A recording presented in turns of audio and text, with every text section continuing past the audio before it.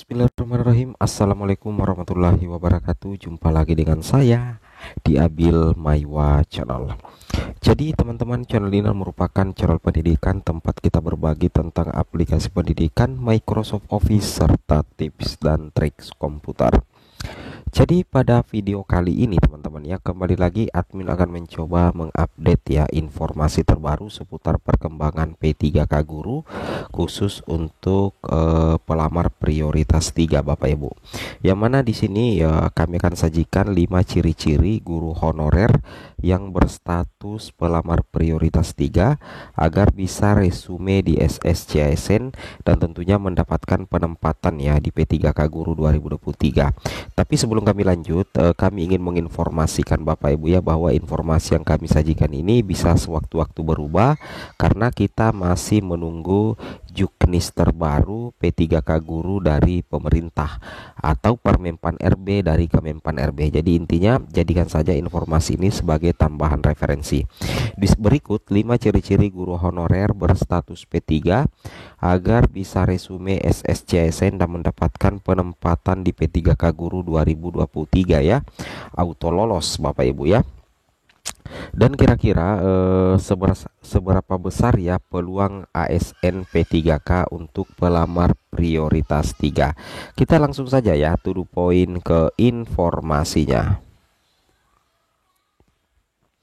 Jadi yang pertama ya, ciri-ciri pertama pelamar P3 bisa lolos menjadi ASN P3K di tahun 2023. Yang pertama di sini adalah instansi membuka formasi P3K Guru sesuai dengan kebutuhan guru di daerah ya.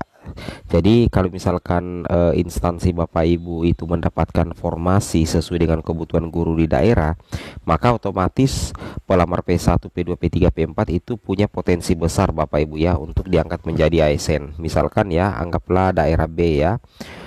Formasi diterima itu 50, sedangkan sedangkan jumlah guru yang ada di jumlah guru honorer yang ada di sekolah B itu anggaplah 65, maka ini potensi besar ya lolos banyak Bapak Ibu ya, karena formasinya juga besar seperti itu Bapak Ibu ya.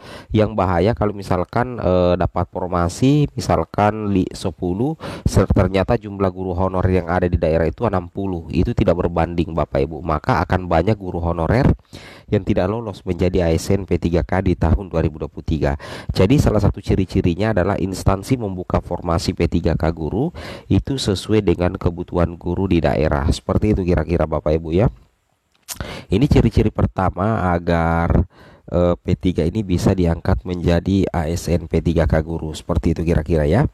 Kemudian yang kedua adalah Bapak Ibu, setelah penempatan P1 ya. Jadi setelah penempatan P1, pelamar P3 bisa resume SSCASN, berarti ada formasi P3K yang bisa dilamar ya. Jadi kalau misalkan setelah penempatan P1 nantinya, berarti seleksi berikutnya itu adalah seleksi CAT Bapak Ibu untuk P2 dan P3.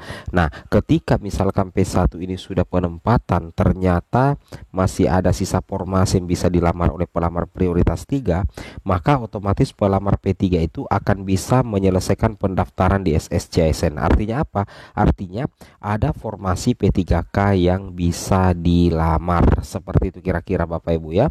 Itu yang harus dipahami dan dicermati. Ingat ya, seperti itu. Jadi kalau misalkan formasi sudah habis atau diisi semua oleh pelamar prioritas 1, berarti pelamar P2 atau P3 pasti tidak akan bisa resume di portal SSCASN. Itu yang wajib Bapak Ibu ketahui. Kemudian kita lanjut lagi rekan-rekan guru sekalian, untuk yang ketiga ya. Yang ketiga Bapak Ibu perlu ketahui, ciri-ciri yang ketiga adalah pelamar prioritas ketiga ketika mengikuti tes CAT-BKN itu mendapatkan nilai CAT ranking tertinggi. Jadi Bapak Ibu, ketika Bapak Ibu selesai mengikuti tes CAT BKN dan mendapatkan nilai ranking tertinggi untuk pelamar prioritas 3, artinya nilai Bapak Ibu itu ranking tertinggi, maka Bapak Ibu itu berhak untuk ikut seleksi wawancara. Karena dari hasil akumulasi nilai di CAT dengan wawancara itulah yang akan menjadi penentu Bapak Ibu apakah memenuhi syarat untuk untuk mendapatkan penempatan sebagai ASN P3K atau tidak. Seperti itu kira-kira ya, itu yang wajib Bapak Ibu pahami ya.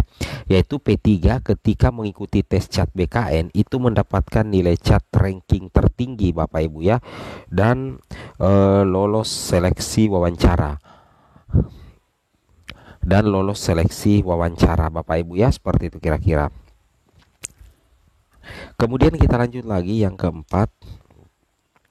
Yang keempat adalah ijazah Bapak Ibu ya, ijazah dan formasi jabatan yang dilamar guru honorer P3 itu linear Bapak Ibu dan masuk dalam kategori yang dibutuhkan. Nah, ingat ya, ijazah Bapak Ibu itu harus linear dengan formasi jabatan yang dilamar.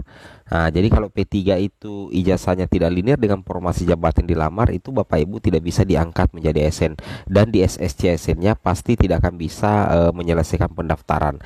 Jadi salah satu ciri-ciri Bapak Ibu bisa diangkat menjadi ASN P3K terutama P3 yaitu ijazah dan formasi jabatan yang dilamar guru honorer P3 itu wajib linear Bapak Ibu, linear dan masuk kategori dibutuhkan, artinya tidak masuk dalam kategori mapel gemuk.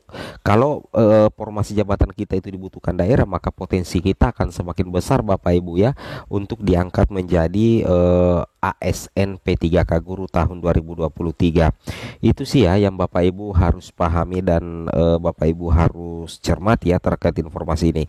Kemudian yang kelima Bapak Ibu.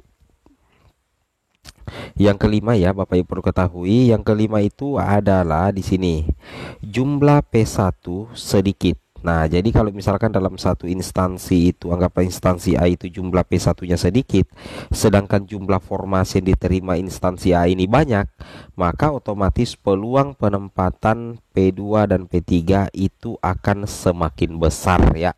Misalkan ya jumlah P1 anggaplah 7. Nah, sedangkan formasi yang diterima itu 50 untuk P3K Guru, berarti memang ada kemungkinan formasi yang diajukan kemarin itu bukan hanya untuk penuntasan P1 tapi untuk penuntasan P2, P3 atau bahkan pelamar umum Bapak Ibu. Nah, jadi kalau hukum alamnya seperti ini, jumlah P1 sedikit dan jumlah formasi banyak, otomatis Bapak Ibu ya peluang penempatan P2, P3 itu akan semakin besar. Seperti itu kira-kira ya. Dan itu yang harus dipahami dan dicermati. Kemudian kita lanjut lagi. Kemudian di sini ada informasi terbaru ya, bahwasanya sebentar lagi akan dibuka pendaftaran seleksi P3K Guru 2023. BKN menjadwalkan pendaftaran seleksi P3K Guru 2023 ini dibuka tanggal 17 September mendatang ya. Agar bisa melakukan pendaftaran seleksi P3K Guru 2023, guru honorer harus memastikan ijazah yang dimiliki telah valid ya pada akun info GTK masing-masing. Jadi Bapak Ibu wajib memastikan ijazah yang dimiliki telah valid ya di info GTK melalui verifikasi ijazah atau verbal ijazah ya. Jadi pada info GTK akan muncul tampilan ijazah baik yang telah valid Bapak Ibu guru maupun yang belum valid. Ini wajib divalidkan ya info GTK Bapak Ibu. Untuk bisa memilih formasi yang disediakan oleh pemerintah daerah, guru honorer diharuskan Bapak Ibu ya melakukan login pada akun SSCASN. Oke, semoga bermanfaat. Assalamualaikum warahmatullahi wabarakatuh.